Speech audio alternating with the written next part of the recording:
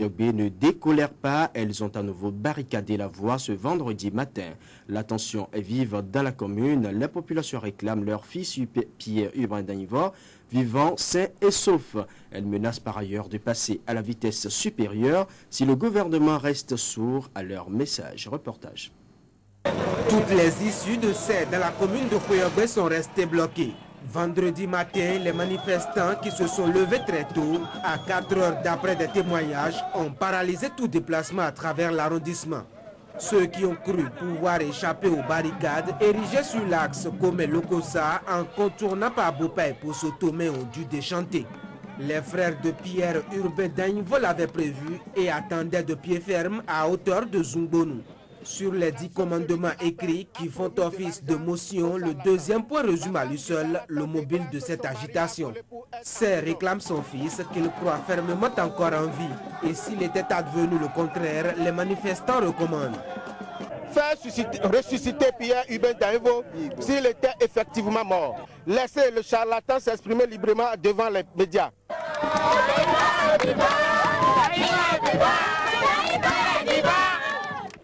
Pierre Urbain Danivor sain et sauf, quelles que soient les circonstances, ont-ils chanté, soumettant alors les usagers de ces différentes voies. Eh bien, nous allons attendre jusqu'à au moins 2 heures de temps après. Bon, si il s'avérait qu'ils pouvaient nous céder le passage, nous allons partir. Mais s'ils ne cèdent pas? Bon, nous sommes obligés de retourner. Que la commission d'enquête écoute Alessandre Huntondi, Massim Houedjissi et Frédéric Béanzin à cause du flou qui plane autour de leurs interventions. Les populations ont promis revenir à la charge, en tout cas pendant tout le temps que durera l'absence du fils. Le mouvement devrait prendre les jours à venir des proportions beaucoup plus grandes suivant leur dire. La population de Seyne ne sont pas les seuls à réclamer le retour sain et sauf de Pierre Urbain Danivor. Hier vendredi, c'était également un remue-ménage à Cotonou.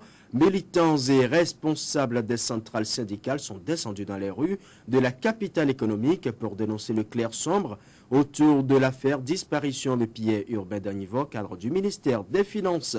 La marche a débuté par un sit-in à la Bourse du Travail avant de s'ébranler vers le ministère de la Justice. Faut-il l'avouer, la marche de ce vendredi a été une occasion pour les syndicalistes de se prononcer sur la situation sociopolitique actuelle. Les secrétaires généraux des centrales et confédérations syndicales ont tour à tour dénoncé les pratiques du gouvernement dans la gestion des affaires publiques. Compte rendu Jean-Eudes Mitopé. La République dérive, la situation est alarmante et l'heure grave. Pour éviter au peuple et à la nation entière de rater un virage, les centrales syndicales tirent la sonnette d'alarme et crient haro. L'affaire Danivor a mis à nu, selon ces hommes, les pratiques malsaines d'un pouvoir, d'un système, celui du changement. Selon eux, le régime actuel est un monstre doux qui désormais se caractérise par des scandales et des alliances douteuses. Référence faite au rôle jusque-là inopportune de la France dans l'affaire Danivor. Ce qui se passe sous l'ère du changement est grave. Et je crois que nous n'avons plus le droit de rester passifs. C'est une erreur diplomatique et on doit dénoncer la France par rapport à cela. Voilà pourquoi nous allons marcher avec même des slogans hostiles à la France, à l'impérialisme français qui continue de maintenir la colonisation et de maintenir sous domination. Pourquoi on demande à la France d'envoyer des gens pour faire ADN? Le corps qui est là n'est pas le corps de Danivor. Nous avons vaincu l'autocratie. Pourquoi aujourd'hui on aura peur? On va reculer devant un dit renouveau. Il a été question également de liberté et les centrales syndicales n'y sont pas allées avec le manche de la louche. L'expression reste le symbole de la démocratie. Et l'écorné est perçu, selon ses secrétaires généraux syndicalistes, comme une atteinte aux principes qui fondent la République. La résiliation, il y a quelques jours, sans autre forme de procès, du contrat liant Canal 3 et le gouvernement de la part de ce dernier, indigne les représentants du peuple. Nous avons eu tort de chercher le changement en 2006. Le ministre de la Communication et des Nouvelles Technologies qui a adressé une lettre au directeur général de Canal 3 pour lui dire que le gouvernement a décidé de suspendre ce contrat. C'est bizarre, c'est particulièrement honteux que le ministre Daja puisse écrire à Canal pour dire qu'on suspend son contrat. Pourquoi? Nous dénonçons avec véhémence cette privation de liberté parce que au moins Canal au moins dit la vérité. Canal n'est ni pour l'opposition, ni pour la mouvance, même n'est pas pour les syndicats. Pascal Todinou félicitera néanmoins les forces républicaines. Il leur demande de ne pas céder à la panique. Les responsables syndicaux pensent déjà que ces forces républicaines seront décisives dans cette crise. Ce bras de fer entre gouvernement et syndicats risque de perdurer. Mais les meubles peuvent être encore sauvés selon les syndicalistes. Ils prévoient déjà des tournées départementales pour expliquer aux populations comment redresser la barre.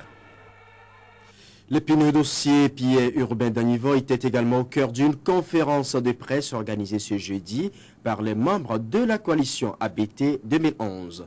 Au centre des discussions avec les hommes des médias, la question de l'insécurité grandissante au Bénin. Roland Darefa, Julien Kenom pour plus de précision.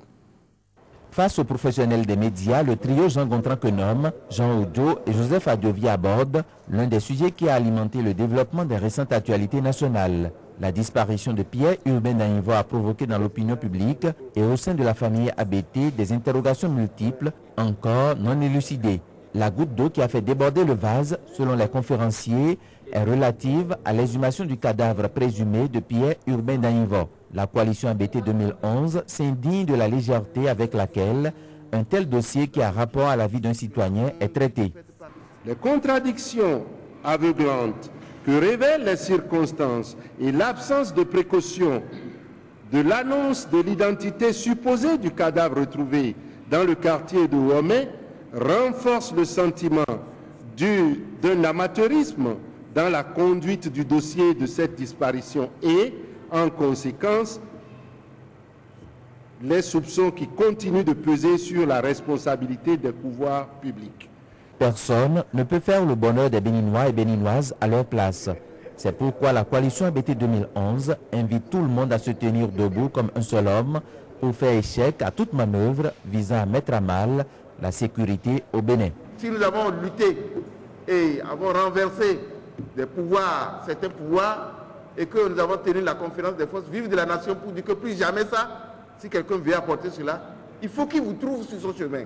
Et nous demandons au pouvoir public de prendre leurs responsabilités, d'éclaircir l'opinion publique, de rassurer les populations, de rassurer les familles, de rassurer les travailleurs, de rassurer le peuple béninois, de rassurer tout individu qui est sur la voie publique, que sa sécurité est garantie. Les membres de la coalition ABT 2011 décident de soutenir et d'appuyer par la présence d'une délégation toutes les manifestations publiques organisées par les forces syndicales et les organisations de la société civile pour montrer leur indignation et leur détermination à mettre fin à la